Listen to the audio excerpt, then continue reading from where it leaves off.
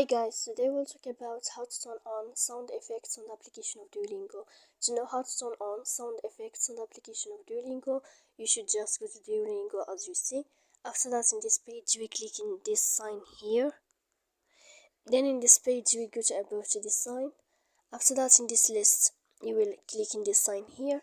If the sign change the blue color, then you can know how to turn on sound effects, and then we click save. So please don't forget to support us by like and subscribe. See you next time.